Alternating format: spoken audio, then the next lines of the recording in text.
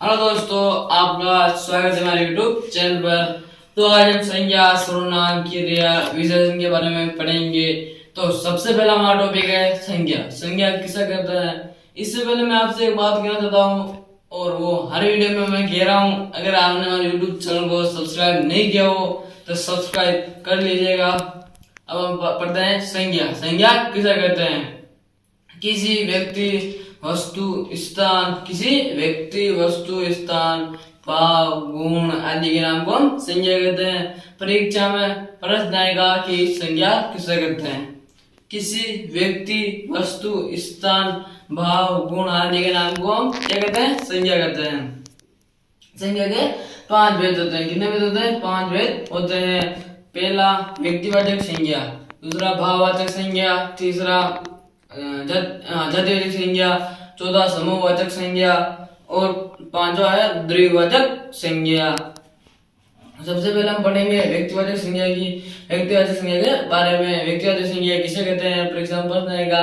व्यक्तिवाचक संज्ञा किसे कहते हैं? जिस शब्द से किसी खास व्यक्ति या वस्तु का बोध हो उसे हम व्यक्तिवाचक संज्ञा कहते हैं। किसे कहते हैं व्यक्तिवाचक संज्ञा? जिस शब्द से किसी खास व्यक्ति वस्तु का बोध हो उसे हम व्यक्तिवाचक संज्ञा कहते हैं। क्या कहते हैं? व्यक्तिवाचक संज्ञा। ऐसा नाम जो किसी एक का हो, ऐसा नाम जो किसी एक का हो, उससे उसकी पहचान हो रही हो, उससे उसकी पहचान हो रही हो। जैसे हिमालय, आपके दिमाग में आ ही गया होगा चित्र। हिमालय, हिमालय पर्वत की बात कर रहे हैं आप। जैसे वो एक ही हिमालय पर्वत एक ही है। राम मंदिर भी आपके दिमाग में आ ही गया होगा, राम मंदिर भी एक ही है। तो ये जिससे उसकी पहचान हो रही हो ना, वो है व्यक्तिवाचक संज्ञा। अब हम बात करते हैं जातिवाचक संज्ञा की।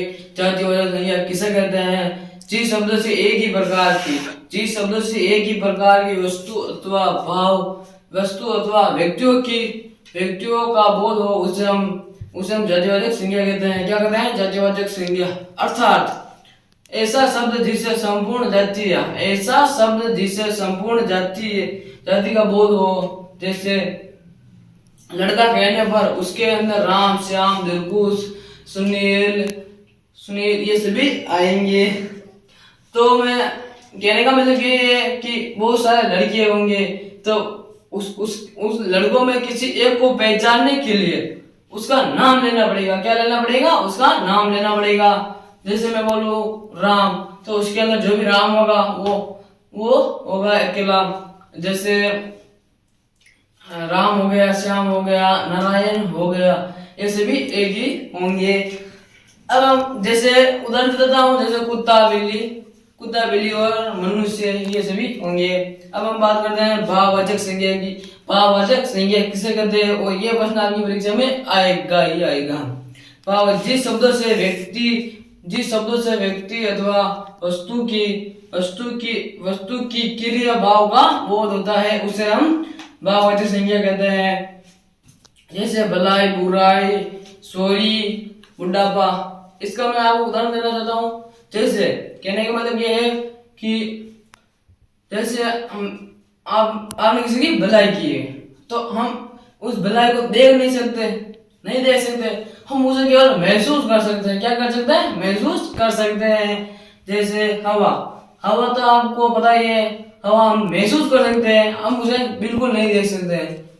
क्या नहीं कर सकते? उसे हम देख नहीं सकते हैं। जैसे मिठास है, मिठास हम चख सकते हैं पर उसे हम देख नहीं सकते। क्या नहीं कर सकते?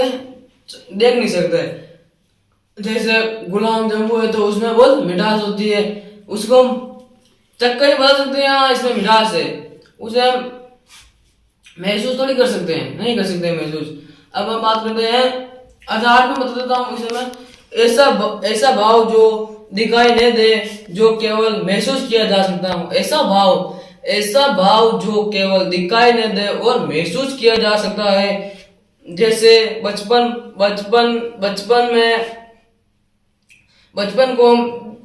को हम देख सकते हैं, लेकिन उसके अंदर का बचपना नहीं देख सकते। क्या नहीं देख सकते? बचपना।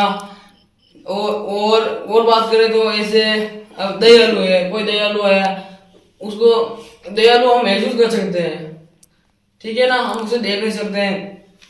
अब हम बात करते हैं समूहवाचक संज्ञा की। समूहवाचक संज्ञा किसे कहते हैं? जिन शब्दों से व्यक्ति या वस्तु जिन शब्दों से व्यक्ति या वस्तु की अधिक संख्या का भाव प्रकट होता है उसे हम समूहवाचक संज्ञा कहते हैं। क्या कहते हैं? समूहवाचक संज्ञा। जैसे मेला सभा गुंज इत्यादि। अर्थात ऐसा शब्द जिससे उच्चारण से समूह का आरंभ हो। जैसे समूह, झुंड, मंडली। इसका समूह आपको समूह वाली संज्ञा का कहने से पहले आपको उसका उत्तर आना चाहिए। क्यों? समूह मतलब कोई समूह है। जैसे आप कहीं घूमने गए हो तो वहां पर बहुत सारे लोग होंगे तो वो क्या हो गए? समूह हो गया एक। जैसे आप कहीं कोचिंग में पढ़ने जा रहे हो और बहुत सारे लड़के बैठे हो तो वो भी समूह है। जैसे और क्या बताऊं, और जैसे आपके गाँव में कहीं पंच हो तो वो बहुत सारे होते हैं लोग। जहीं किसी जगह पर लोग इकट्ठे हो रहा होना वह समूह कहलाएगा। क्या कहलाएगा? समूह कहलाएगा। अब हम बात करते हैं द्विवाचक संज्ञा की। द्विवाचक संज्ञा किसे कहते हैं? द्विवाचक संज्ञा किसे कहते हैं? जिन शब्दों से तरल वस्तु या नापतोल की वस्तु का बोध होता है उसे हम द्रववाचक संज्ञा कहते हैं। क्या कहते हैं? द्रववाचक संज्ञा। जैसे दूध, पानी, ये सब क्या है? द्रववाचक संज्ञा। दूध भी तैरता है। दूध अगर कहीं फर्श पर गिर जाए तो वो भी मतलब तैरता है। पानी भी तैरता है। पानी को तो आपने देखा ही होगा, नदियां है, आपने उनको तो देखा ही होगा। अब हम जैसे संसार की सभी तरल वस्तुएं जैसे दूध, पानी, घी, तेल, ये सभी क्या है? द्रववाचक संज्ञा। अब हम बात करते हैं सर्वनाम की। सर्वनाम किसे कहते हैं? संज्ञा के स्थान पर प्रयुक्त होने वाले शब्दों को हम सर्वनाम कहते हैं। क्या कहते हैं? सर्वनाम। संज्ञा के स्थान पर प्रयुक्त होने वाले शब्दों को हम सर्वनाम कहते हैं। क्या कहते हैं? किसे कहते हैं सर्वनाम? संज्ञा के स्थान पर प्रयुक्त होने वाले शब्दों को हम सर्वनाम कहते हैं। जैसे मैं, तुम, वह, वहां, इन सभी को हम क्या कहते हैं? सर्वनाम कहते हैं।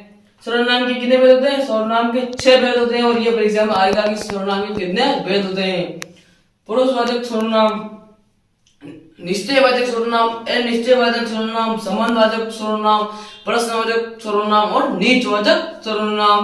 अब हम बात करते हैं विशेषण की। विशेषण किसे कहते हैं?